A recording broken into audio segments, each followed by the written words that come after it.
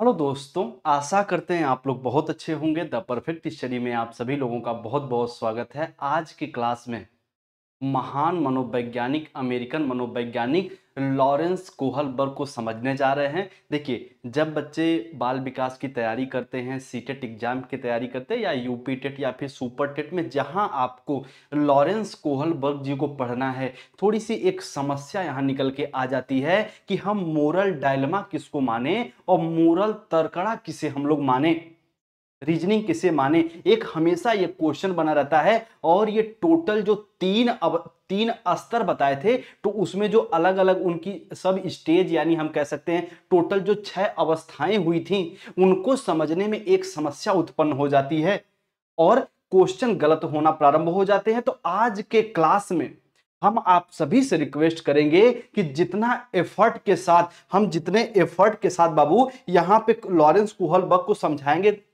इनकी थ्योरी को पूरे अच्छे से आप लोग समझिएगा, एक एक पॉइंट को आप लोग समझिएगा, ताकि इनके स्तर को समझ जाएं और ये जो अवस्थाओं के बारे में बताते हैं उनको आप समझ जाएं। देखिए बाबू, लॉरेंस कोहलबर्ग किससे प्रभावित थे? तो आप कहेंगे सर जी, चाइल्ड साइकोलॉजी की जिनको जनक बोला जाता है, पिता बोला जाता है, जीन पियाजे जी से।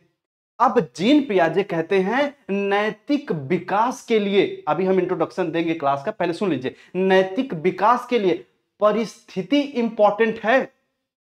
यानी जो मोरल डेवलपमेंट होता है डिपेंड ऑन सिचुएशन। लेकिन भैया आपके कोहलबर्ग कहते हैं कोई परिस्थिति वगैरह नहीं, मोरल डेवलपमेंट जो डिपेंड करता है वो चरणों पे डिपेंड करता है, वो स्तरों पे डिपेंड करता है। इतना बात आप समझे। अभी इसको हम प्रूफ करेंगे, आगे बढ़ेंगे। सबसे पहले कुछ इंफॉर्मेशन यहां पे हम आपको दे दें कि बाबू आज के क्लास से आप कवर क्या करेंगे, लॉरेंस कोहलबर्ग को कवर करने वाले हैं। ये क्लास किस नंबर की है? तो आप कहेंगे सर 11 नंबर क्लास है। इसके पहले 10 क्लास बेसिक से कंप्लीट हो चुकी है, उनको देख लीजिएगा अच्छे से। देखिए, कहने का मतलब है ये थ्योरी को बिल्कुल बेसिक से यूट्यूब पे कोई नहीं कवर कराता। ये हम बिल्कुल अपनी ईमानदारी से ये बात आपको बता रहे हैं। एक दो टॉपिक लोग कवर कराएंगे, फिर बोलेंगे यहाँ इनरोल करो, वहाँ इनरोल करो, पर यहाँ ऐसा कुछ नहीं बाबू। थ्योरी वाली क्लास है। टोटल हम आपको लगभग 21 से 22 क्लास कराने वाले हैं, और यकीन मानिए ये आपकी पैडागॉजी भी तैयार हो रही है। बाकी जल्दी हम साइंस की और प्योर पैडागॉजी के साथ साथ आपके लैंग्वेज वाले सब्जेक्ट की भी क्लास स्टार्ट करेंगे, आप निश्चिंत रहिएगा। एक बार हम छोटा सा यस चाहेंगे। कहने का मतलब है आज के क्लास में जितना आप एक्साइटेड नहीं है पढ़ने के लिए, उसका 2 गुना एक्साइटेड है हम पढ़ाने के लिए। ठीक है बाबू, तो बिल्कुल अच्छे से समझेंगे। एक छोटा सा यस कर दीजिए, आप भी कोर्स लाइए। असल में देखिए बात, चलिए इसकी बात कभी और चर्चा करेंगे। ठीक है, अभी अभी हम लोग डिस्टर्ब नहीं होना चाह रहे हैं क्लास से। कुछ बच्चे जो मूड बना के आए हैं लॉरेंस कोहलबर्ग को समझने, पहले उनको समझते बाबू, ठीक है, फिर कोर्स वगैरह की बात करेंगे। फिलहाल यहाँ चल रहा है, यहाँ पढ़िए आप। सर जी, बीएड की क्लास दीनदयाल उपाध्याय यूनिवर्सिटी, उसकी क्लास होगी। ओके गुरुजी, चलिए बाबू आ जाइए। तो बात हम लोग किसकी करने जा रहे हैं? तो लॉरेंस कोहलबर्ग। और ठीक है, अभी ये नोट्स वगैरह के बारे में चर्चा करेंगे, पहले यहाँ समझ लीजिएगा, लास्ट में बता देंगे लॉरेंस कोहलबर्ग का नैतिक विकास का सिद्धांत। सबसे पहले कुछ बेसिक इंट्रोडक्शन समझिएगा। लॉरेंस कोहलबर्ग कहाँ के मनोवैज्ञानिक थे? डायरेक्ट सीटेट में तो नहीं पूछता, पर यूपी टेट में पूछ देगा। तो भैया ये एक अमेरिकन मनोवैज्ञानिक थे। कहाँ के? सर ये एक अमेरिकन मनोवैज्ञानिक थे। प्रभावित किससे थे? तो आप कहेंगे सर जी महान मनोवैज्ञानिक जीन पियाजे से। जीन पियाजे से प्रभावित थे। अब एक चीज समझिएगा, लॉरेंस कोहलबर्ग चरण को महत्व देते हैं। अब समझिएगा प्यार से, चलिए ठीक है। नैतिक विकास, एक बार हम यस चाहेंगे आपका कि क्या ये क्लास जो लॉरेंस कोहलबर्ग की है, क्या बेसिक से कवर करना चाह रहे हैं, या फिर हम आपको स्टेज बता के आगे बढ़ जाएं, या फिर आप चाह रहे हैं कि पूरी हिस्ट्री के साथ कैसे ये उनसे विरोधाभासी करते हैं, पियाजे जी से उन्हीं से प्रभावित हैं और उनका विरोध भी करते हैं, कैसे करते हैं, या उसके साथ हम लोग चलें। क्योंकि भैया पढ़ना आपको है, कहीं ऐसा तो नहीं है कि आप उबने लगे क्लास से, कहें कि सर बोरिंग क्लास लगती है, बहुत कंटेंट मिल जाता है। तो ऐसा नहीं, एक बार यस करिए, तब हम इस कहानी पे चलते हैं और आगे चलते हैं बेसिक से। चलिए भाई, बहुत अच्छी बात है। नैतिक विकास देने वाले मनोवैज्ञानिक में नाम किसका आता है? तो कहेंगे सर जी पियाजे का भी नाम आता है। और आपके सबसे इंपॉर्टेंट किसका नाम आता है? तो सर जी कोहलबर्ग। कोहलबर्ग। अब दोनों में अंतर कहां होता है? पियाजे कहते हैं नैतिकता का निर्धारण या नैतिकता का विकास परिस्थिति पर डिपेंड करता है। एग्जाम्पल के तौर पे आप और आपके बच्चे, गलत एग्जाम्पल चल गया, अभी शादी नहीं होगी, आप और आपका छोटा भाई, मान लीजिए आपकी उम्र कितनी है, तो आप कहेंगे सर जी हमारी उम्र 21 ईयर है भाई, ठीक है। और एक आपका साथी जो है या फिर आपका छोटा भाई बहन है, उसकी उम्र कितनी है, तो आप कहेंगे 6 वर्ष है। उसकी उम्र कितनी है? 6 वर्ष है। अब एक बात बताइएगा, पियाजे कहते हैं दोनों साथ में मिठाई खा रहे हो बाबू, और आपसे कोई जबरदस्ती मिठाई छीन के लेके चला जाए, आया रसगुल्ला इमरती खा रहे हो, प्यार से समझिएगा, रसगुल्ला इमरती खा रहे हो, अलग अलग दोने में कोई आया और जबरदस्ती छीन लिया कि दो मिठाई तुम नहीं खाओगे मैं खाऊंगा, पहले आप पैसा दिए हो, तो तुरंत और आप और आपके दोनों भाई बहन भैया लड़ जाओगे, एकदम लड़ाई कर लोगे और ये बोलोगे कि मैं मिठाई नहीं दे सकता। ये बात कहते हैं आपके पियाजे, ठीक है। यानी जो नैतिकता हमें दिखानी कब है वो परिस्थिति पर निर्भर करता है। हमारे सामने जैसी सिचुएशन आएगी वैसा हम भैया बिहेव करेंगे, ये बात कहते हैं पियाजे। अब इन्हीं के घोर विरोधक तो कौन है? तो आप कहेंगे सर कोहलबर्ग। कोहलबर्ग कहते हैं कि नैतिकता कभी भी परिस्थिति पर निर्भर नहीं होती, नैतिकता हमेशा चरण पर निर्भर होती है। और ये टोटल 3 चरणों की बात करते हैं। पूर्व परंपरागत जिसे कहते हैं पूर्व नैतिकता, फिर एक आता है नैतिकता का स्तर, एक आता है उत्तर नैतिकता का स्तर, अभी उसकी बात करेंगे। ये कहते हैं बाबू नैतिकता अलग अलग चरणों में अलग अलग होती है। वही एग्जाम्पल लेके समझाएंगे। 21 वर्ष का कोई एक व्यक्ति है और 6 वर्ष की उसकी भाई बहन है, कोई आया मिठाई आपके हाथ से छीन लिया, तो 21 वाला व्यक्ति उत्तर नैतिकता अवस्था में है, वो कहेगा भाई भूखा हो सकता है, जाने दो, खा लेने दो, कोई बात नहीं। लेकिन ये जो 6 वर्ष वाला व्यक्ति है ना, ये बालक है, ये डंडा उठा लेगा भैया मारने के लिए। ये बिल्कुल कहेगा नहीं, मुझे जो 21 वाले पर्सन है इनके नजरों में अच्छा बनना है, ये मेरे पापा मेरे भाई की मिठाई कैसे छीन सकते हैं, ये तुरंत विरोध करेगा। 21 वाला व्यक्ति विरोध नहीं करेगा, जो जिसकी एज 21 है, जो उत्तर नैतिकता की अवस्था में, वो विरोध नहीं करेगा, जबकि ये विरोध करेगा, ठीक है। तो यहां पे आपको पता चल गया कि नैतिकता का निर्धारण या नैतिक विकास किस पर निर्भर करता है, तो आप कहेंगे सर परिस्थिति पे नहीं, बल्कि यहां पे चरण पे निर्भर करता है। ये दोनों में यही अंतर है। उम्मीद करेंगे अंतर को समझ गए होंगे। अब कुछ चीजें निकल के आ गई कि लॉरेंस कोहलबर्ग ने टोटल कितने स्तर की बात की, आप कहेंगे सर टोटल 3 स्तरों की बात की, अभी उसकी बात करेंगे। जैसे पियाजे को पढ़े थे तो उससे पहले कुछ इंपॉर्टेंट शब्द पढ़े थे, वाइगोस्की को हम आपको पढ़ाए थे तो कुछ इंपॉर्टेंट शब्द आपको पढ़ाए थे, प्राइवेट स्पीच, जेडपीडी क्या होता है, स्केप फोल्डिंग क्या होता है। उसी प्रकार से लॉरेंस कोहलबर्ग के भी कुछ इंपॉर्टेंट शब्द हैं, उनकी बात करेंगे। पहले ये वाला कॉन्सेप्ट आप समझ गए तो एक बार यस कर दीजिए, ठीक है। चलिए, आज की इंपॉर्टेंट क्लास है, बहुत बच्चे मिस भी कर दिए शायद, कोई बात नहीं, ठीक है, ठीक है। चलिए, क्लास रुक गई सर जी, ऐसी बात तो नहीं बाबू, ऐसी बात तो नहीं है। अभी जो हम फ्लो में आपको चीजें बताना यहाँ प्रारंभ कर चुके हैं वो है कि पियाजे कहते हैं नैतिकता हमेशा परिस्थिति पर निर्भर करती है। कोई भी एज वाला व्यक्ति हो वो परिस्थिति के अनुसार बिहेव करेगा। लेकिन ये कहते हैं नहीं नहीं, ऐसी कोई बात नहीं है, परिस्थिति वस्थिति कुछ नहीं होती, सब चरण पर डिपेंड करता है। एक छोटा बालक या बालिका है, वो हमेशा अच्छा लड़का अच्छा लड़की बनने का प्रयास करेगा। मम्मी पापा की नजरों में तो कोई मिठाई छीनेगा तो वो मारने के लिए दौड़ा देगा, ये नहीं सोचेगा कि वो भूखा है कि कैसा है, अपना फायदा देखेगा वो, ठीक है। तो यानी हमेशा नैतिकता चरण पर निर्भर करती है। किसने बोला था? तो वो है आपके कोहलबर्ग। नैतिकता परिस्थिति सिचुएशन पर निर्भर करती है, बोले थे आपके पियाजे। तो दोनों के अंतर को बाबू आप समझ लीजिएगा, उम्मीद करेंगे आप इसे समझेंगे। अब आ जाइए थोड़ा सा हम लोग आगे बढ़ते हैं और चीजों को समझते हैं। अब हम लोग टोटल लॉरेंस कोहलबर्ग की थ्योरी को समझेंगे, पियाजे में नहीं बहुत ज्यादा हम लोग जाएंगे, ठीक है। लॉरेंस कोहलबर्ग नैतिक विकास का सिद्धांत दिए और छोटी छोटी कहानियों के माध्यम से, ठीक है। इनमें सबसे इंपॉर्टेंट और सबसे महत्वपूर्ण जो कहानी थी वो किसकी थी? तो आप कहेंगे सर हिंज की कहानी। ये हिंज क्या था, एक व्यापारी कह सकते हैं, एक व्यक्ति कह सकते हैं। पहले कहानी सुन लीजिएगा और हिंज का नाम ले लेके पूरे नैतिक विकास के सिद्धांत को हम आपको समझा देंगे बाबू, आप बिल्कुल अच्छे से समझ जाएंगे। तो बस छोटी सी एक कहानी, बस इतना सुन लीजिए। ये देखिए भैया कौन है, तो आप कहेंगे सर जी ये है हिंज। और ये कौन है, तो आप कहेंगे इनकी प्यारी सी पत्नी है। ठीक है, ये कौन है सर, इनकी प्यारी सी पत्नी है। इनके पत्नी को कोई एक डिजीज हुई है, एग्जाम्पल के तौर पे हम लोग कह सकते हैं इनको क्या हुआ है, तो कैंसर हुआ है।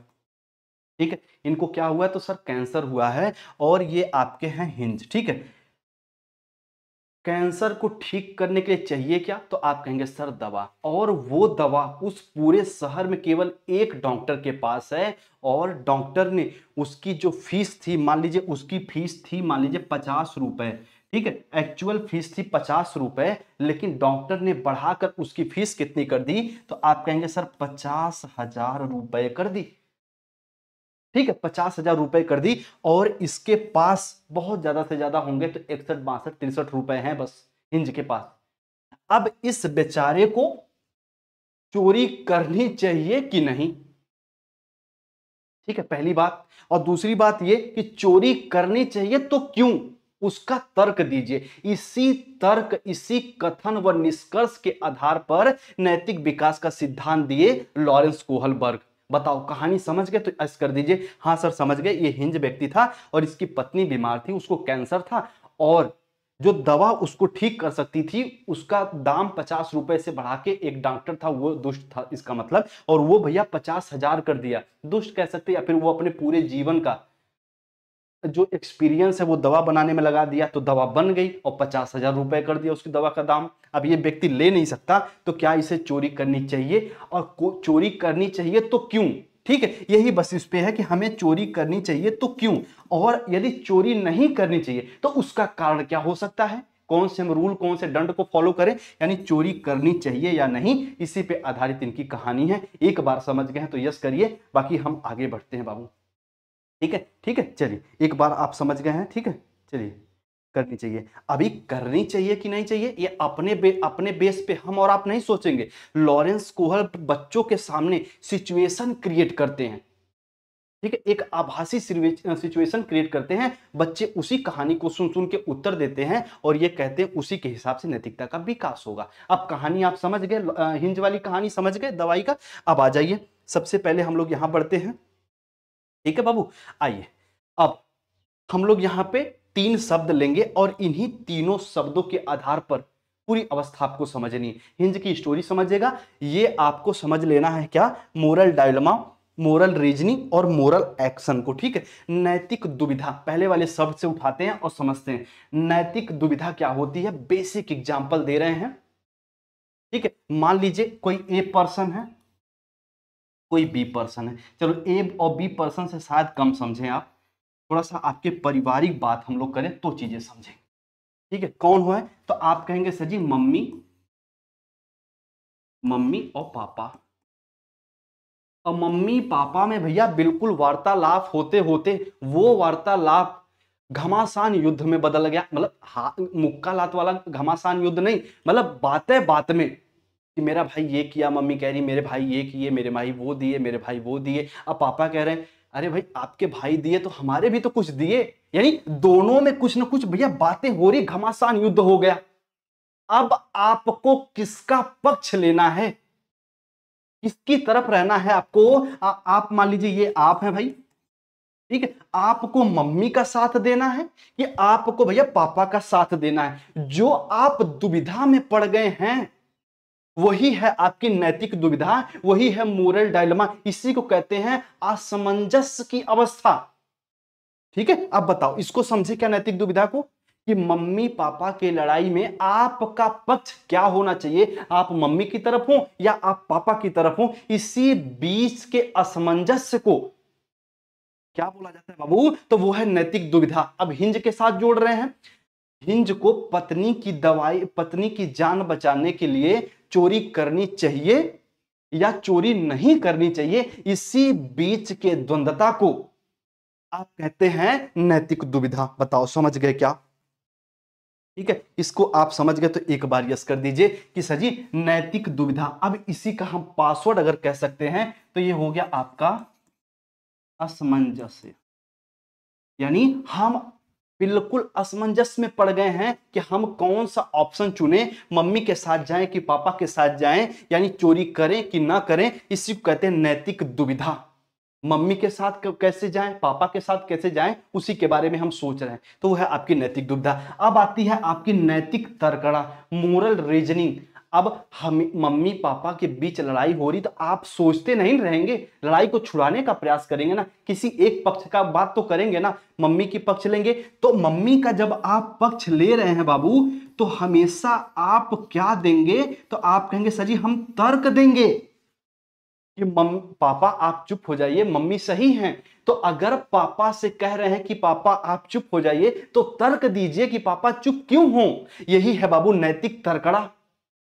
ये क्या है, यानी हम इसी को कह सकते हैं ये चिंतन की प्रक्रिया है। कौन सी, ये तो दुविधा हो गई, हम किस ऑप्शन को चुने। अब मम्मी पापा में हम मम्मी को चुन रहे हैं, तो मम्मी को क्यों चुने, वो प्रक्रिया होती है नैतिक तर्कड़ा। वो होती है क्या, तो आप कहेंगे सर मोरल रीजनिंग, यानी नैतिक तर्कड़ा को हिंज वाली स्टोरी से जोड़ें तो भैया चोरी तो हम करेंगे, लेकिन क्यों करेंगे। क्या कानून सामाजिक संबंध से ऊपर है, या फिर क्या कानून सामाजिक नियमों से नीचे हैं। हम इस सोचने विचारने में पड़ जाएंगे। यह है आपका नैतिक तर्कड़ा, यह है आपका मोरल रीजनिंग। तर्क के अनुसार हम लोग सोचेंगे। ठीक है, एक आती है नैतिक कार्यवाही, यानी जो विचार, जो थॉट प्रोसेस आपके हैं उनको वास्तविक रूप से धरातल पर उतार देना।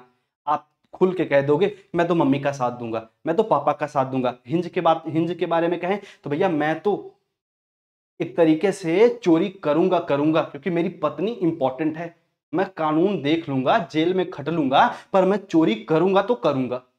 पत्नी इंपॉर्टेंट है, उस कैंसर है, उसको दवा देनी है, एक बार मर जाएगी तो भैया फिर नहीं मिलने वाली वो। तो कहने का मतलब है फिर वो है नैतिक कार्यवाही। अब बताओ क्या तीनों शब्द को समझ गए, तो एक बार यस कर दीजिए। ठीक है, तीनों शब्द को समझ गए हैं तो एक बार यस करिए कि सर नैतिक दुविधा को समझ गए, सर हम लोग नैतिक तर्कड़ा को समझ गए और नैतिक कार्यवाही को समझ गए। एक बार यस करिए बाबू। ठीक, हम आपका कमेंट मॉनिटर कर लें, एक बार यस कर दीजिए। ठीक है, हाँ बहुत अच्छी बात है। चलो, अब बस ये तीनों हो गए। अब इनकी हम लोग अवस्थाओं की बात करेंगे, एक बार क्विक रिवीजन करा दें फिर हम लोग आगे बढ़ते हैं। एक बार छोटा सा हम आपको रिवीजन करा दें, कुछ बच्चे अगर यहाँ पे जुड़े होंगे तो उनकी क्लास मिस ना हो जाए बाबू। अभी हम लोग शुरुआत ही इस अलग तरीके से किए हैं। नैतिक विकास के बारे में प्याजे जी बात बताते हैं अपना, और कहते हैं कि नैतिक विकास परिस्थिति पर डिपेंड करता है, हमारे सामने जैसी परिस्थिति होगी हम वैसा बिहेव करेंगे। लेकिन कोहलबर्ग कहते हैं कोई परिस्थिति वगैरह नहीं। ठीक है, बालक की एज ग्रुप निर्धारित करती है कि वो कैसा व्यवहार करेगा।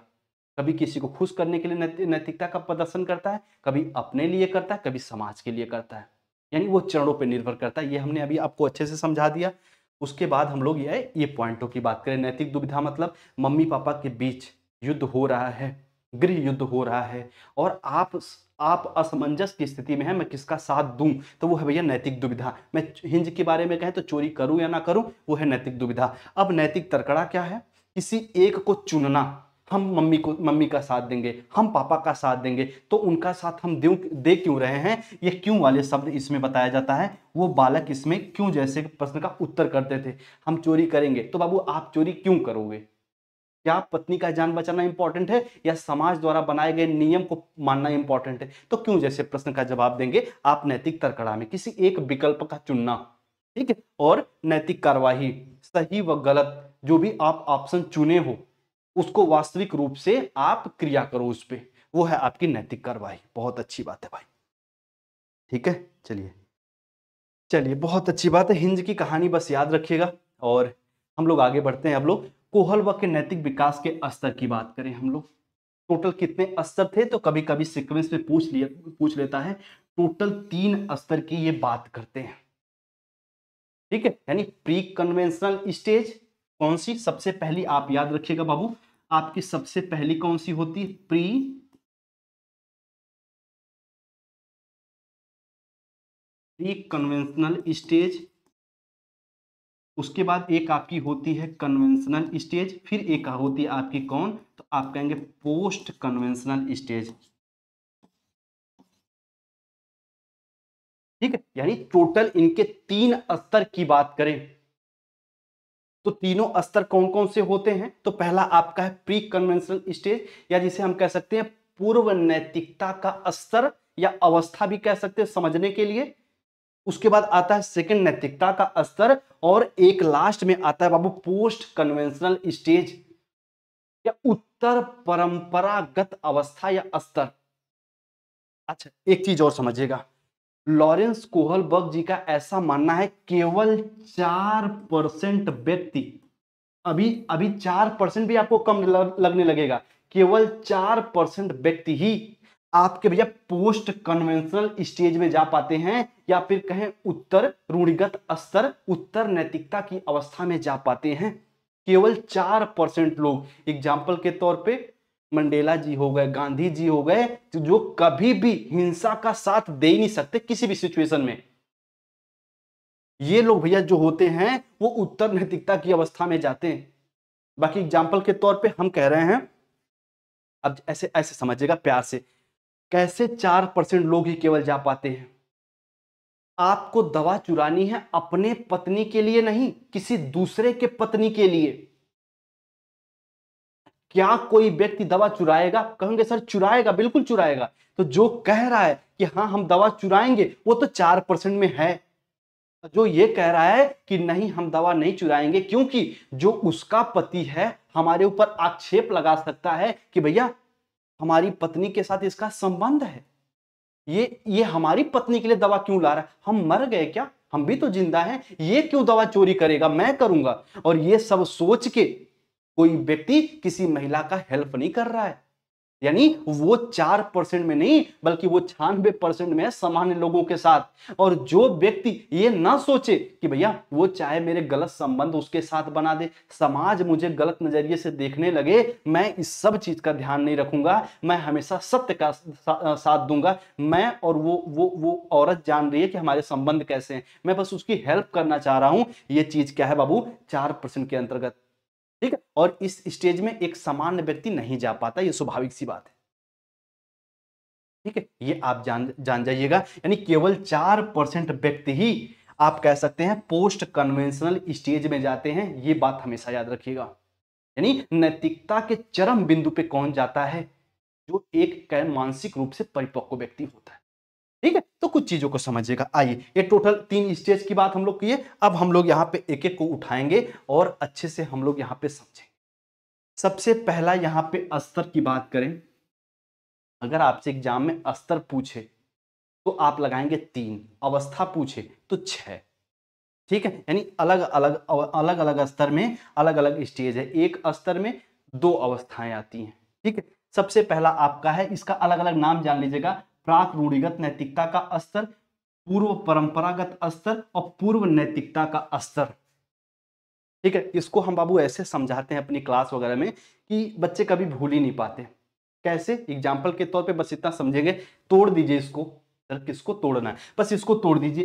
पूर्व पूर्व यानी पहले नैतिकता अवस्था, यानी नैतिकता से पहले की अवस्था को क्या बोला जाता है, आप कहेंगे पूर्व नैतिकता अवस्था, जो 4 से 10 वर्ष के बीच देखी जाती है। यानी इस, अब एक चीज सर यहां निकल के आ गया कि सर जी इस स्टेज में नैतिकता, इस स्टेज में सर नैतिकता जो होती है वो क्या होती, बिल्कुल शून्य होती है। यानी वो क्वेश्चन बनेगा वो कौन सी अवस्था होती है जिसमें नैतिकता शून्य होती है और नैतिकता के मानक दूसरे व्यक्ति तय करते हैं। चलो भाई लिख लो, अगर लिख रहे हैं तो लिख लीजिए, नैतिकता के मानक, नैतिकता का मानक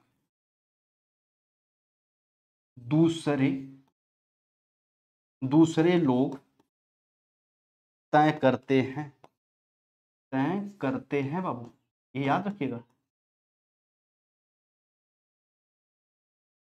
ठीक है, यानी नैतिकता का जो मानक है दूसरे लोग तय करते हैं, हम नहीं करते। एग्जाम्पल के तौर पे, एक व्यक्ति, एक बालक या बालिका कैसा व्यवहार करेगा, यहां पे हम बालिका नहीं कह सकते क्योंकि इन पे आक्षेप लगता है कि इनका जो सिद्धांत है पुरुषवादी है, केवल पुरुषों के बारे में बताता है। महिलाओं की नैतिकता अलग होती है, पुरुषों की नैतिकता अलग होती है। अभी ये इनके एक आलोचक हुई, अभी उनकी बात करेंगे। पहले यहां समझिएगा, एक बालक हमेशा व्यवहार इस अवस्था में वही करेगा जो सामने वाले जैसा उससे बिहेव करेंगे। एग्जाम्पल के तौर पे, अगर एक घर के जलाए जाने पर उसको प्रोत्साहन मिल रहा है तो भैया पूरे गांव के घर को जला देगा। अगर एक घर के जलाने के बारे में सोच रहा है और तुरंत कोई डांट दिया, कोई एक थप्पड़ मार दिया, वैसे मारना उचित नहीं है, डांट दिया, तो बालक कभी भी ऐसा बात नहीं सोचेगा। यानी नैतिकता जो हमेशा दंड और आज्ञा पर निर्भर करती है इस अवस्था में, इस स्तर में, तो इसी से इनकी पहली अवस्था निकल के आ जाती है और उस अवस्था की हम लोग बाबू बात कर रहे हैं। यानी दंड एवं आज्ञाकारित उन्मुखता, या फिर इसी को हम कह सकते हैं सर अवस्था। ठीक है, यानी अवस्था, दंड और आज्ञाकारिता। एग्जाम्पल के तौर पे प्यार से समझिएगा, हम तो ये नहीं कह सकते कि इससे बेहतर कहीं समझ पाएंगे। बिल्कुल अलग अलग टीचर, अलग अलग प्रतिभावान आपको समझा सकते हैं, लेकिन बाबू अपना 100% दे रहे हैं अवस्था को समझाने में। कहीं लैक मत करिएगा, कहीं थोड़ा सा अपने बातचीत करने में फंसिएगा मत। दंड एवं आज्ञाकारित उन्मुखता, ये क्या होता है सर? बालक व्यवहार ही इसलिए करेगा दंड से बचने के लिए।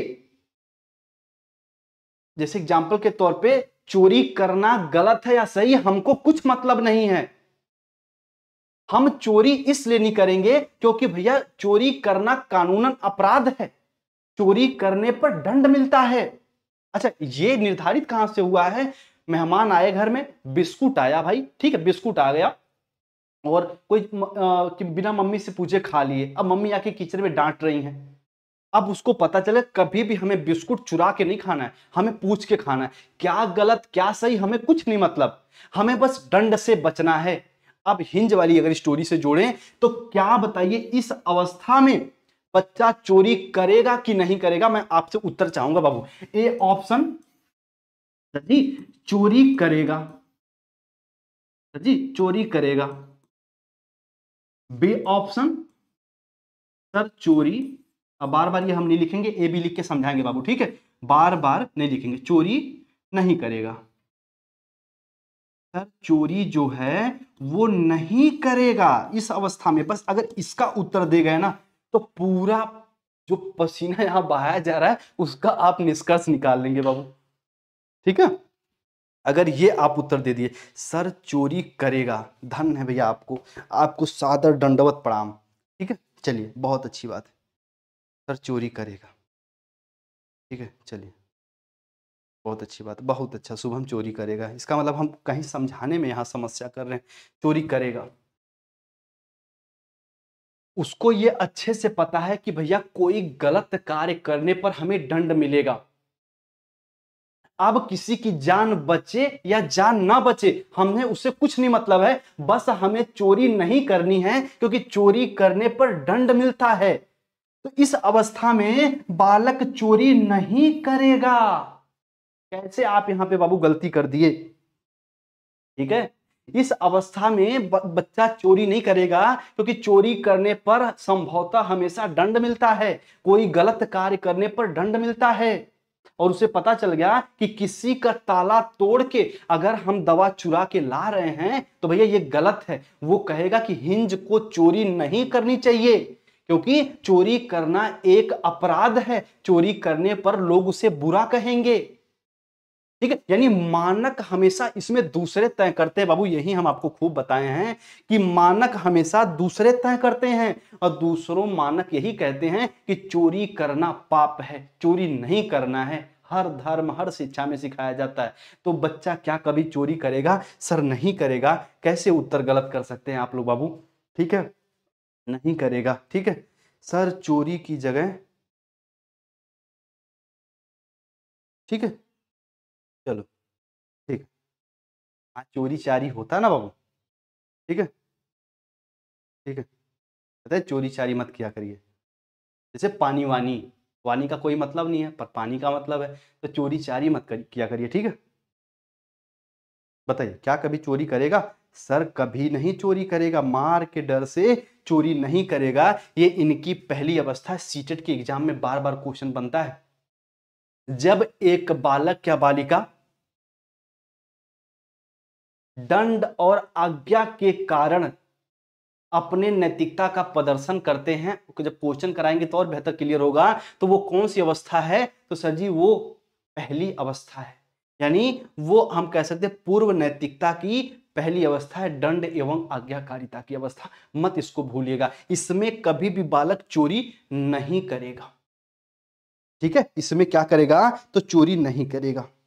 ठीक है बाबू, चलिए बहुत अच्छी बात है।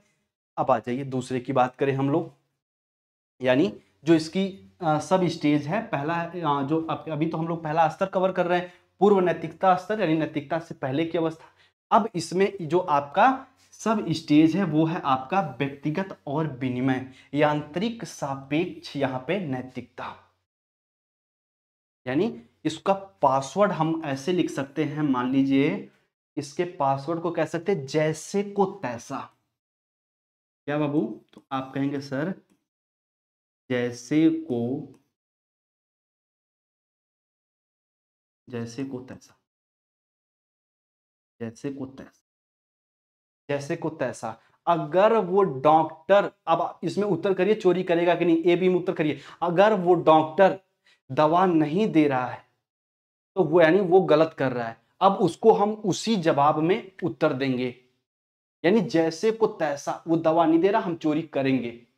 यही तो है आपका यांत्रिक सापेक्ष नैतिकता, या व्यक्तिगत और विनिमय, आदान प्रदान। हम भैया चोरी करने वाले हैं इसमें। ये आपकी सेकंड अवस्था हो गई। ठीक है, ठीक है, इसमें हम चोरी करेंगे। क्यों? क्योंकि भैया हमारा अगर जिसमें फायदा है, जिसमें हमारा फायदा है और उसको हम भैया चोरी करेंगे, कोई दंड आज्ञा पालन हम इसको ध्यान नहीं रखेंगे। तो इसमें एक बालक जो होगा वो क्या करेगा? तो आप कहेंगे सर चोरी करेगा। ठीक है, वो क्या करेगा सर? चोरी करेगा, हमेशा याद रखिएगा। ठीक है, यानी हमेशा जो नैतिकता है वो हम चोरी अपने थोड़ा सा चिंतन करना प्रारंभ कर देगा फायदे के अनुसार। इसी में बोला जाता है कि वो लॉरेंस कोहलबर्ग के अनुसार वो कौन सी अवस्था है जिसमें बच्चे पुरस्कार या अपने स्वयं के फायदे के लिए नैतिकता का प्रदर्शन करते हैं। तो बाबू वो है आपका व्यक्तिगत और विनिमय, या फिर कहते हैं यांत्रिक सापेक्ष नैतिकता। ये हमेशा याद रखिएगा। फायदे के लिए चोरी करेगा, चोरी करना गलत है या सही है, दंड आज्ञा कुछ उससे मतलब नहीं। अगर मेरा फायदा है तो मैं चोरी करूंगा। अब फायदा क्या है? उससे जान बच रही है तो कहेंगे बिल्कुल चोरी कर लीजिए जाके, क्योंकि जान इंपॉर्टेंट है भाई। क्योंकि पत्नी की अगर जान बची रहेगी तो स्वाभाविक सी बात है फिर हम चीजों को मैनेज कर लेंगे। तो यहां पे एक बालक चोरी करेगा, ये इनकी भी सेकेंड अवस्था है, इसको आपको नहीं भूलना। ठीक है, चलिए जैसे को तैसा। हाँ, हम्म, हाँ बिल्कुल चोरी करेगा बाबू। ठीक है, चलिए, यानी इसमें वो अपने हमेशा फायदे को देखेगा। अब आपको अच्छे से पता है एक स्तर हमेशा दूसरे स्तर का काट होता है। एग्जाम्पल के तौर पे अभी जब हम 21 वाला एग्जाम्पल दिए थे, 21 और 6 वाला, 21 वर्ष वाला व्यक्ति अगर उसके हाथ से कोई मिठाई लेके भाग गया इमरती, तो वो तभी भी बैठा रहेगा, क्योंकि उसके दिमाग में कई थॉट प्रोसेस चल सकते हैं। जाने दो, क्या उसको दौड़ाएं, हो सकता है भूखा हो। लेकिन ये फायदे वाले भैया बिल्कुल क्या करेंगे? उसको दौड़ा के पीटेंगे, बिल्कुल उसको मारने का प्रयास करेंगे कि पापा का मिठाई या बुआ की मिठाई, चाची की मिठाई क्यों छीन लिया तुमने, ये उनकी मिठाई थी। इसलिए वो करेंगे ऐसा, और ये इसी को काटते हुए, यानी हमेशा एक स्तर दूसरे स्तर जो आप बालक जाता है उसमें थोड़ा सा ग्रो ही होता रहता है। अब आइए हम लोग अगले स्तर की बात करते हैं। कोहलबर्ग के नैतिक विकास के स्तर में हम लोग सेकंड की बात करेंगे, जिसका नाम है परंपरागत स्तर या रूढ़िगत नैतिकता का स्तर, जो संभवतः जो कि 10 से 13 वर्ष माना जाता है। ठीक है, पहले स्तर को समझ गए तो एक बार यस कर दीजिए। ठीक है, चलिए, पहले स्तर को समझ गए तो एक बार यस करिए। हाँ सर हम पहले स्तर को समझ गए हैं, क्योंकि बार बार ऐसा होता है ना कि ये थोड़ा सा ना बिल्कुल कॉम्प्लेक्स थ्योरी है, बिल्कुल एक हम कहते हैं जटिल थ्योरी ये है। थोड़ा थोड़ा अंतर होता है, चीजों के बारे में ना समझ पाए। इसको बार बार लिख दिया जाता है, ये वो स्टेज है जिसमें गुड बॉय गुड गर्ल इसको बोला जाता है, हमेशा याद रखिएगा। लेकिन इसको हम थोड़ा सा अलग इसलिए लिखे हैं कि क्वेश्चन बन जाता है। परंपरागत स्तर में कौन कौन सी सब स्टेज आएंगी अभी उसकी बात करेंगे। लेकिन हमेशा एक बालक इसमें क्या करता है, दूसरों को खुश करने के लिए, दूसरों के साथ अच्छे से व्यवहार करने के लिए इसमें व्यवहार कर रहा होता है। ये परंपरागत स्तर या रूढ़िगत नैतिकता का स्तर होता है बाबू। इतना इसके बारे में आपको अच्छे से जान लेना। अब इसमें जो सबसे पहली अवस्था यहाँ पे आती है, परस्पर एक रूप अभिमुखता या फिर हम कहेंगे अंतर वैयक्तिक संबंध, इंट्रापर्सनल रिलेशन। और इसी को और नाम से जानते हैं कि इसमें एक बालक या बालिका अच्छा लड़का या फिर हम कहेंगे अच्छी लड़की बनने का प्रयास करते हैं। दवा चुराने से हमारा फायदा हो या ना हो, लेकिन दूसरों के नजरों में हमारी छवि अच्छी हो जाए, इसलिए हम दवा चोरी करेंगे भाई। कोई उसे सामाजिक कानून, सामाजिक दंड का कोई भय नहीं है। बस हमें कैसे भी करके दूसरों के नजरों में अच्छा होना है। वो कौन सी अवस्था है, तो आप कहेंगे थर्ड अवस्था है। लेकिन अगर स्तर की बात करें तो सेकंड स्तर की पहली अवस्था है। यानी पारंपरिक रूढ़िगत स्तर या फिर हम कहें कि नैतिकता के स्तर में जो आपका पहली अवस्था है, उसमें एक बालक या बालिका अच्छा लड़की अच्छा लड़का बनने का प्रयास करते, अपनी छवि। अब अगर हिंज के साथ जोड़ें तो वो इसमें बताइए चोरी करेगा कि नहीं। ए और बी में उत्तर करिए। ए का मतलब है सर जी चोरी करेगा, और बी का मतलब है सर चोरी कभी नहीं करेगा। उत्तर करिए इसमें, एक बालक या बालिका चोरी करेगा कि नहीं करेगा। थोड़ा सा आपका भी तो इवेल्युएशन होता रहे, ठीक है। हाँ ठीक है।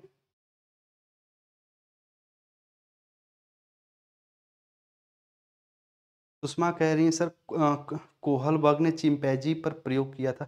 असल में आप ना वो अधिगम सिद्धांत वाले कोहलर की बात आप कर रही हैं, ये कोहलबर्ग हैं, ठीक है। वो कोहलर थे जो इनसाइड थ्योरी दिए थे, सूझ का सिद्धांत दिए थे, ठीक है। जो चिंपैंजी सुल्तान नाम का एक वैसे बहुत चिंपैंजियों पे प्रयोग किए, पर जो सबसे बुद्धिमान था उसका नाम था सुल्तान।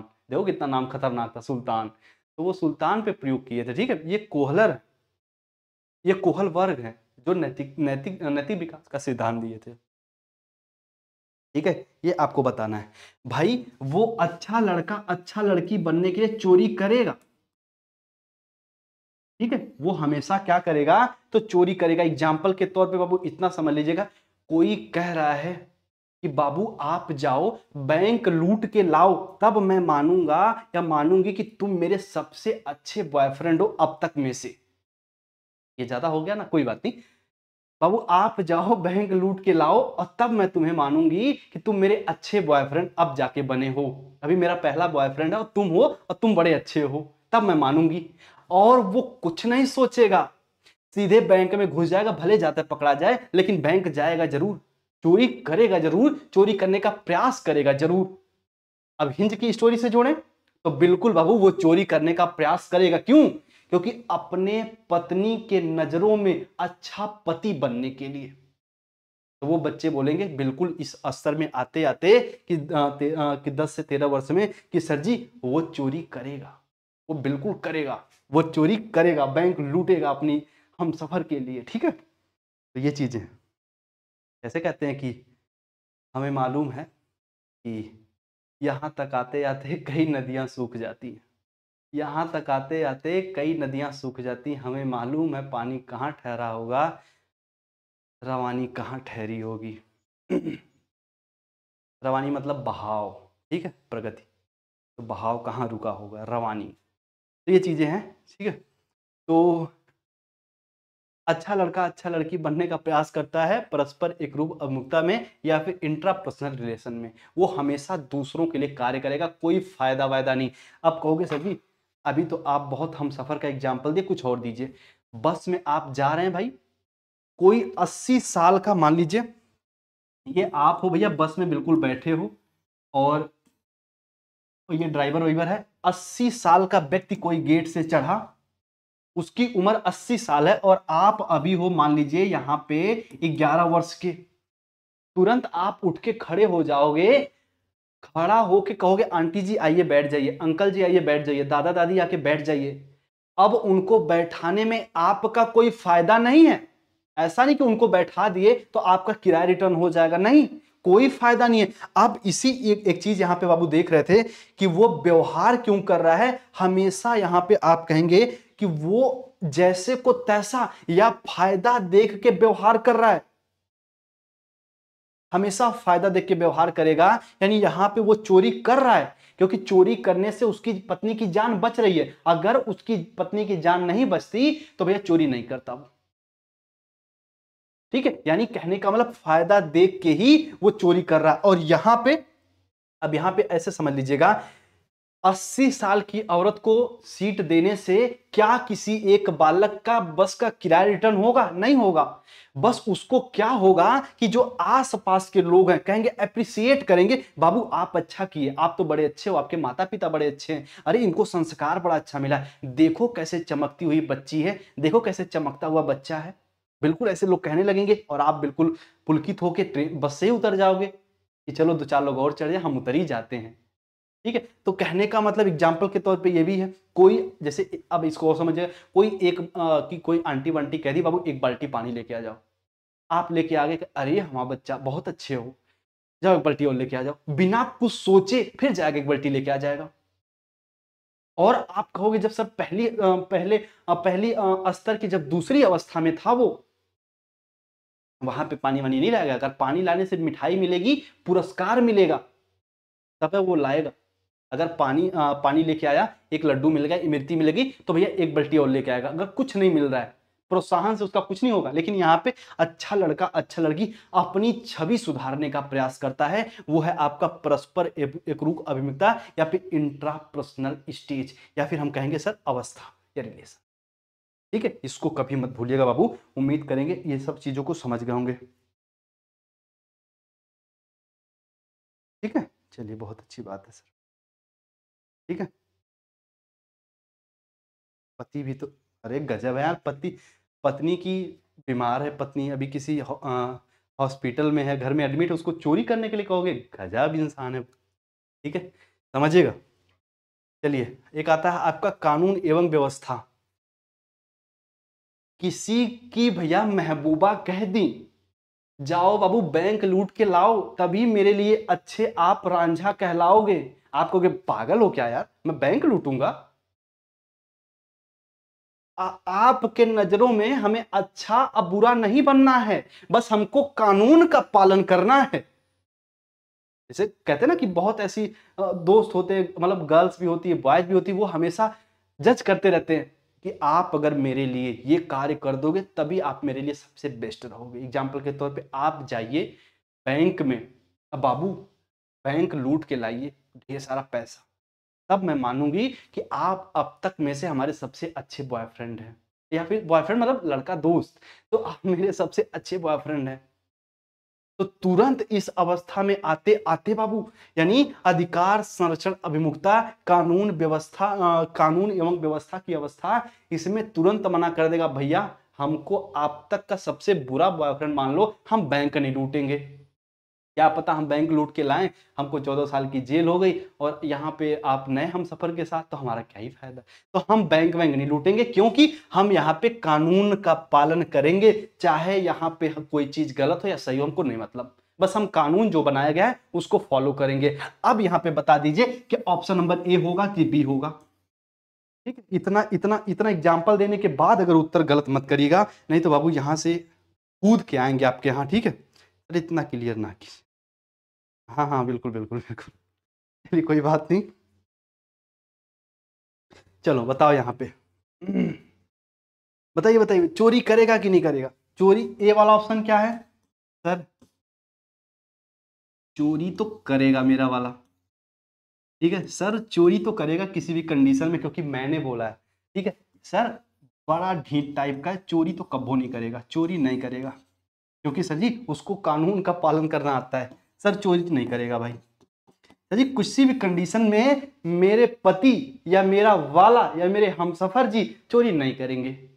या फिर बच्चे कह रहे हैं हिंज की स्टोरी में कोहल बख्श से, अंकल वो चोरी नहीं करेगा। क्यों? क्योंकि भैया उसको कानून व्यवस्था को बनाए रखना है। अब आपको बताइए ऑप्शन नंबर ए या बी। बहुत अच्छी बात है, कोई बच्चे ए नहीं बोले, आपको भैया दंडवत प्रणाम। ठीक है, यानी सर जी वो चोरी नहीं करेगा। क्यों? क्योंकि वो कानून में विश्वास करता है, कानून को बनाए रखने में विश्वास करता है। वो किसी भी कंडीशन में चोरी नहीं करेगा। अगर किसी ने बोल दिया कि बाबू आप प्रूफ करिए कि आप हमसे प्यार करते हैं, वो बोलेगा हाँ प्यार करते, जाइए 10 किलो गांजा बेच दीजिएगा, नहीं नहीं नहीं भैया हम प्यार वार नहीं करते। लेकिन इस अवस्था की यदि बात करें हम लोग, इसमें अच्छा लड़का अच्छा लड़की बनने के चक्कर में आप मेरे सबसे बेस्ट वाले हो तो बोलेगा हाँ तो जाओ 2-3 किलो गांजा वाजा बेच दो, कहेगा हाँ बेच देंगे भाई, बस मुझे अच्छा बनना है किसी भी कंडीशन में। यहां तो बनेगा। इंट्रापर्सनल रिलेशन में एक अच्छा लड़का अच्छा लड़की बनने के लिए चोरी करेगा, कोई भी अनैतिक कार्य कर देगा भाई, क्योंकि दूसरों की नजर में अपनी छवि बनाना चाह रहा है बस। ठीक है, चलिए ये चीज समझ गए। और यहां पे किसी भी कंडीशन में चोरी वोरी नहीं करेगा भाई, ये मैं चोरी नहीं करने वाला, चाहे आप मुझे अच्छा समझो चाहे बुरा समझो। ठीक है, यानी ये कानून व्यवस्था को बनाए रखने में बिलीव करता है। अब इससे ऊपर हम लोग पहुंचते हैं 4% वाली अवस्था में बाबू। 4% में बहुत नाम मात्र लोग पहुंच पाते हैं। एग्जाम्पल के तौर पे देखने को मिलता है नेशनल मंडेला जी, या फिर देखने को मिलती है यहाँ पे सावित्रीबाई फूले जी, पढ़ाने जाती थी कभी नहीं छोड़ी, लोग उन पे कीचड़ उठाते थे, टमाटर मारते थे, गोबर उनकी साड़ी पे फेंक देते थे। और जैसे ही वो महिलाओं को पढ़ाने जाती थी, बच्चियों को, और जैसे ही वो अपने स्कूल में एंट्री करती थी, बिना बताए अपने बच्चों से अपने ड्रेस को चेंज करती थी, बैग में ही रखती थी और फिर पढ़ाने लगती थी। तो भैया उनके जैसे संघर्ष करने वाले जो नैतिकता के सच्चे निर्धारण हैं वो 4% में आते हैं। सावित्रीबाई फूले, और उसके साथ साथ हम ज्योतिबा बाई फूले की भी बात कर सकते हैं, गुलामगिरी आप लोग पढ़िएगा, बड़ी अच्छी बुक है। और बाबू वो हो गए गांधी जी, इतना आक्षेप लगा कि ये हैं विरोधी हैं, वो हैं ये हैं, कभी नहीं। हमें भैया हिंसा नहीं करनी तो नहीं करनी, साफ साफ सुन लीजिए। तो गांधी जी जो हैं वो आपके उत्तर परंपरागत स्तर या उत्तर नैतिकता के स्तर में आते। उत्तर नैतिकता यानी नैतिकता यहाँ पे उतर रही है हमारे अंदर भैया, अंग अंग में नैतिकता उतर रही है। उत्तर नैतिकता में पोस्ट कन्वेंशनल स्टेज। अब इसमें नैतिकता का मानक अगर देखो ध्यान समझिएगा, वो कौन सी अवस्था है जिसमें नैतिकता का मानक बालक स्वयं निर्धारित करते हैं, बाबू। आप किसको लगाएंगे तो वो है आपका, तो कहेंगे सजी उत्तर रूढ़िगत नैतिकता का स्तर या पोस्ट कन्वेंशनल स्टेज। हम अपने आधार पर, अपनी बुद्धिमत्ता के आधार पर नैतिकता का निर्धारण करेंगे। एग्जाम्पल के तौर पे इसकी जो पहली अवस्था यहां पे है सामाजिक अनुबंधन या वैयक्तिक आधार, सोशल कॉन्ट्रैक्ट या इंडिविजुअल राइट। यानी पत्नी की जान बच जाएगी तो तमाम जितने भैया एक तरीके से कि कानून व्यवस्था हर चीज हम देख लेंगे। क्यों? क्योंकि एक बालक इसमें समझ जाता है कि कानून का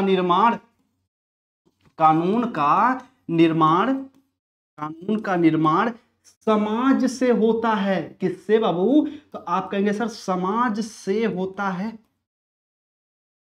समाज से होता है, न कि कानून से समाज का निर्माण होता नहीं, समाज से ही आपका कानून निर्मित होता है। इसलिए हम, अब बताइए चोरी करेंगे कि नहीं? ठीक है, पत्नी की जान बचनी चाहिए, जान बच गई तो कानून वानून हम लोग देख लेंगे, यानी व्यक्तिगत अधिकार भी तो कुछ हैं। या फिर हम कहेंगे सामाजिक अनुबंधन। अब इसको अलग तरीके से समझ लीजिएगा। सामाजिक अनुबंधन मतलब एक ऐसा है, ये रास्ता है और बीच में ऐसे डिवाइडर है, और डिवाइडर की परमानेंट नहीं है, पट्टी लगी है। अब यहां से कोई व्यक्ति गाड़ी लेके आ रहा है भाई अपनी, और उसकी गाड़ी इतनी चौड़ी है, और आपके पास जो है, आपके पास भी एक ऐसे गाड़ी है, दोनों आके यहाँ पे रुक गए, दोनों एक बीचों बीच आके रुक गए, और दोनों का जो भैया वजन है गाड़ी का, जो उसमें सामान है, वो ओवरलोड है, इतनी चौड़ी है कि दोनों लेन को रोक ले रही है। अब यहाँ पे आप क्या कहेंगे कि बाबू आप की जो कानून बन गया उसी को हम फॉलो करेंगे, आप अपने लेन से जाइए, हम अपने लेन से। तो कहेंगे नहीं, उसी में कहेंगे थोड़ा सा आप पीछे हो जाइए, हम पीछे हो जाए, चले चले जाइए, कोई बात नहीं, क्योंकि कानून हम ही आप लोगों से बना है। तो नैतिकता का वो स्तर जहां पे आप अपनी बुद्धिमत्ता के हिसाब से सामाजिक संबंधों को ध्यान में रख के नैतिकता का निर्धारण करें, वो है आपका सामाजिक अनुबंध या व्यक्तिक आधार। ठीक है, यानी अब कहेंगे सर जी इसमें जो कि वो चोरी करेगा कि नहीं करेगा, सर जी वो चोरी इसमें भी करेगा, ये ऑप्शन राइट है, इसमें भी वो हिंज जो कि हिंज जो है भैया चोरी करेगा, बच्चे कह रहे हैं, क्योंकि पत्नी की जान बच जाएगी तो भी कानून वानून देख लिया जाएगा। ठीक है, यानी इसमें हमेशा सही कार्यों को करेगा। अभी अच्छा लड़की बनने के चक्कर में भैया वो बैंक में घुस गया, लेकिन यहां बैंक में नहीं घुसेगा, लेकिन किसी की जान बच रही है तो जरूर प्रयास करेगा कि भैया हम जान बचाएं पहले। ठीक है, तो यानी ये चोरी करने वाला है, तो इसको भी समझ लीजिएगा आप लोग बाबू। इसके बाद एक आता है आपका सार्वभौमिक नीति परक। इसी के प्रमुखता हम लोग बात करते हैं कि केवल 4% लोग ही इसमें आ पाते हैं। ये छठी अवस्था है, ये आपकी छठी अवस्था है, जो हम कहते हैं कि ये 13 से ऊपर होती है, पर ये कहीं कहीं 16 लिखी जाती है, यानी हम कह सकते हैं कि 13 से 16 वर्ष, लेकिन माना जाता है कि इसमें केवल 4% ही लोग जा पाते हैं, बाकी लोग जो होते हैं वो सेकेंड अवस्था में ही रह जाते हैं। इसका मतलब है कि भैया कुछ भी हो जाए हम नैतिकता का पालन करेंगे और हम चोरी करेंगे, क्योंकि चोरी करने से उसकी जान बच रही है, पैसा बाद में हम पे कर देंगे, हम सुप्रीम कोर्ट में जाके लड़के उनका पैसा दे देंगे, पर हम पहले जान बचाएंगे। यानी ये होता है सार्वभौमिक। और इसी चीज को लेके जब सार्वभौमिक शब्द उपयोग कर दिए, यहाँ पे यूनिवर्सल शब्द उपयोग कर दिए लॉरेंस कोहलबर्ग, तो इनकी आलोचना होने लगी। इसमें बालक क्या करेगा, तो सर जी वो चोरी करेगा सार्वभौमिक नैतिकता में। ठीक है, अपनी बुद्धिमत्ता के हिसाब से वो करेगा। एग्जाम्पल के तौर पे वो अवस्था थी जब दंड और आज्ञाकारिता में कि भैया किसी जीव को मारना पाप है, पापा ने बोल दिया पहली अवस्था में, पहले स्तर में, पूर्व पारंपरिक अवस्था में कि पापा ने बोला किसी जीव को मारना पाप है। आप पेड़ उखाड़ रहे थे छोटा सा, पापा बोले अरे बाबू उसमें जीव होता है, उसको मत उखाड़ो, उसको उसको पेन होगा, दर्द होगा, वो लिविंग है। बोलोगे अच्छी बात है, आप नहीं उखाड़ोगे। लेकिन जैसे ही आप आ जाओगे सार्वभौमिक नीतिक सिद्धांत में, आपके सामने कोई बॉर्डर क्रॉस करके आ रहा है, आप तुरंत उस पर गोली चला दोगे। ये नहीं फोन करके पूछोगे पापा एक एक लिविंग आ रहा है बॉर्डर क्रॉस करके, ठीक है, क्या उसको मारूं या रहने दूं, कभी नहीं पूछेंगे, तुरंत भैया आप गोली चलाएंगे, जाओ हटो यहां से। ये होता आपका सार्वभौमिक, यानी नैतिकता का निर्धारण व्यक्ति अपनी बुद्धिमत्ता या स्वयं करता है, वो है आपकी सार्वभौमिक नीति, या फिर कहेंगे सर जी उत्तर रूढ़िगत नैतिकता का स्तर। ठीक है बाबू, चलिए ये चीजें थी, आप अच्छों से इसे समझे, बहुत अच्छी बात है। ठीक है, और इनके आलोचक की अगर यहीं पे बात कर ले हम थोड़ा सा, कि प्रमुखता लॉरेंस कोहलबर्ग की आलोचना क्यों होती है, इनकी आलोचना क्यों होती है। कैरोल गिलिगन, ठीक है, एक मनोवैज्ञानिक हुई जो कहती हैं कि इनका सिद्धांत केवल केवल पुरुषवादी है, पुरुषों के बारे में बात करता है, क्योंकि हमेशा जो पुरुष होते हैं वो न्यायवादी होते हैं, हमेशा वो न्याय में विश्वास करते हैं, और साथ में जो महिलाएं होती हैं वो न्याय के साथ साथ वो इमोशन पे भी ध्यान देती हैं। ये बात कहने वाली कैरोल गिलिगन है, इसीलिए कहती हैं, आक्षेप लगाती हैं, इनकी आलोचना करती हैं कि भैया लॉरेंस कोहलबर्ग की थ्योरी केवल पुरुषों की बात करती, और एक बात और कहती है ये कभी भी सार्वभौमिक नहीं हो सकता, ये कभी भी सार्वभौमिक नहीं हो सकता। क्यों नहीं हो सकता भाई, लॉरेंस कोहलबर्ग की थ्योरी कभी, ये कहते हैं कि ये यूनिवर्सल है, हर संस्कृति, हर प्रदेश, हर देश में एक जैसा नैतिकता का व्यवहार होता है। ये कहती नहीं, अलग अलग देश में अलग अलग कानून, अलग अलग नियम, अलग अलग परिस्थिति के अनुसार नैतिकता का विकास होता है, नैतिकता के मानक होते हैं। एग्जाम्पल के तौर पे भारत में संभवतः आप किसी सांप को उबाल के उसका जूस नहीं पिएंगे। ऐसा नहीं कि यहाँ पी लेंगे तो कुछ और हो जाएगा, नहीं। पर हमारा कल्चर, हमारे धर्म, हमारी नीति ऐसा हमको सिखाई है। तो यहाँ अभी आप चले जाइए चाइना, तो भैया वो सांप वाप को उबाल के पी जाएंगे, वो सूप पीते हैं सब सांप के भैया। अभी वो देखते हैं ना जो रंग बदलता है उसको क्या बोलते हैं, गिरगिट। तो बहुत बदनाम है बेचारा, पर उसकी उसमें कोई गलती नहीं है, ठीक है। तो उसका बॉडी स्ट्रक्चर ही ऐसा है। तो भैया वो गिरगिट विरगिट पाए ना तो उनको उबाल के पी जाएंगे। पर भारत में ऐसा होगा नहीं। तो भारत की नैतिकता अलग है, वहां की नैतिकता अलग है। तो नैतिकता कभी सार्वभौमिक नहीं हो सकती। लेकिन ये कहते हैं लॉरेंस कोहलबर्ग की नैतिकता सार्वभौमिक है, और इसके बड़ी आलोचना भी इसीलिए होती है। तो आलोचना का सबसे पहले दो आधार समझ लीजिएगा, एक सार्वभौमिकता और दूसरा पुरुषवादी होना। ठीक है बाबू, चलिए। तो इस प्रकार से हम लोग लॉरेंस कोहलबर्ग को बड़े कम समय में चीज़ों को समझे हैं। उम्मीद करते हैं आप चीज़ों को बड़े बेहतर वे में समझ गए होंगे। ठीक है, चलिए। और प्रचंड रूप से बाबू समझाने का हम भी प्रयास किए हैं लॉरेंस कोहलबर्ग को। ये थ्योरी थोड़ा सा कॉम्प्लेक्स रहती है, इसीलिए फुल एनर्जी के साथ आज क्लास को समझाया गया है। अब अगर इससे कोई डाउट हो तो आप हमसे पूछ लीजिए, वरना ठीक है। ठीक है, चाइना में मेढक, तो हाँ हाँ हाँ, वहाँ मेढक की कलौजी बनती है, बिल्कुल बात सही है। ठीक है, जैसे हम लोग के यहाँ बैगन वैगन का कलौजी बनता होगा, हमें ऐसा लगता है। इसकी सत्यता नहीं है, पर आप चेक कर लीजिएगा। हमें लगता है वहाँ जैसे हम लोग के मेहमान आते हैं तो कहते हैं चलो बैगन फाड़ के उसमें वो हरा मिर्चा डाल के उसको कैसे बनाते हैं कलौजी वगैरह शादी विवाह में। और हमें लगता है वहाँ पे मेढक उठा के, मेढक को फाड़ के उसमें भरल मिर्चा डाल के फिर सबको खिलाते हैं। है तेरी, ऐसा गलत बात है भाई। हाँ, इतना मत हिंसक बन जाओ। ठीक है, और वो तो खाते हैं भाई, उनका अपना अपना कल्चर है और सब पचा भी लेते हैं। हम्म, यहाँ तो कुछ लोग बैगन का भरता खा ले उनको गैस बनने लगती है।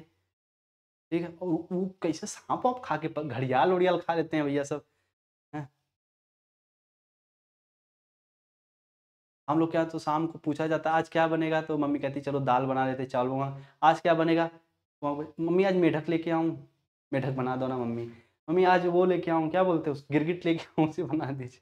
ऐसी ऐसी चीजें बाबू, थोड़ा सा वहाँ कभी नहीं जाइए घूमने उमने। ठीक है, चलिए। हाँ हाँ, कह सकते हैं अपना अपना जैसा जिसका कल्चर है बाबू। अच्छा ठीक।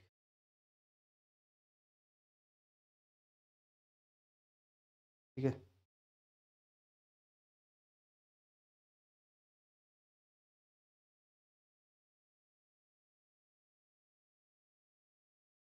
चलिए।